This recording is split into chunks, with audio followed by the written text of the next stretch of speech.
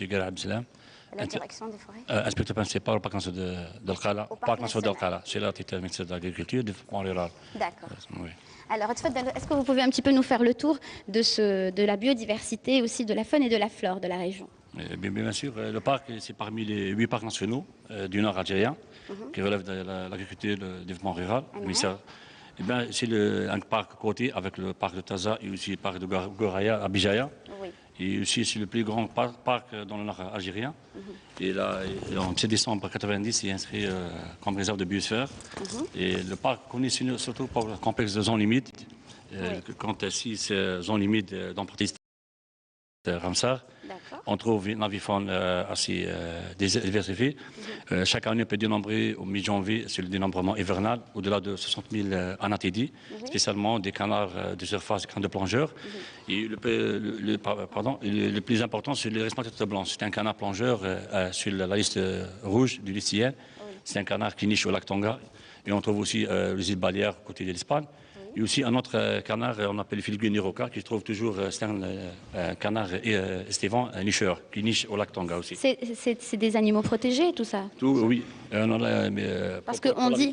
Pour la bière. Et aussi, on a des espèces comme ici, c'est le cerf de Berbérie, qui a une aire de répartition qui s'étale de la ville de Tarf vers la wilaya de Sogaras et Guelma. C'est un peu réduit dans la répartition spatiale en Algérie.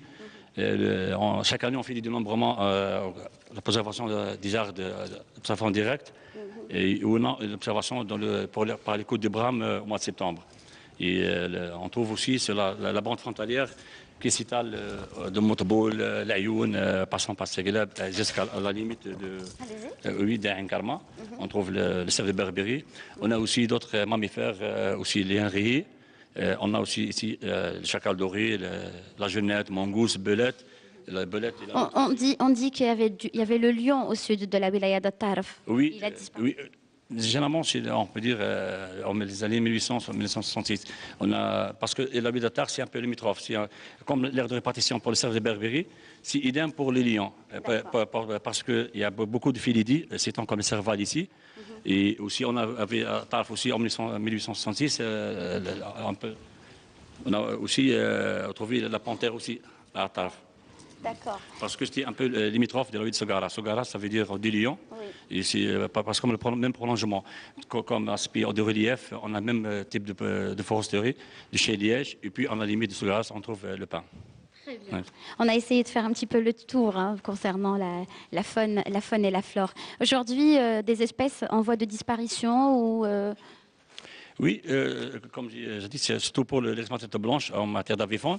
Aussi, on a aussi un rapace, on peut dire marin, c'est un rapace piscivore qu'on trouve dans les combinaisons humides, le lac Tonga, la Courbera et le lac Miller, qui niche au Cap Segleb. On en dénombre 4 couples. Aussi, on a d'autres espèces, d'autres de la flore. Pour le cas de Khala, on trouve une fougère Marsilia diffusa, c'est une fougère assez rare, c'est endémique à la Khala. Aussi, on a la châtaignée d'eau. Et aussi, on a le nénuphar jaune,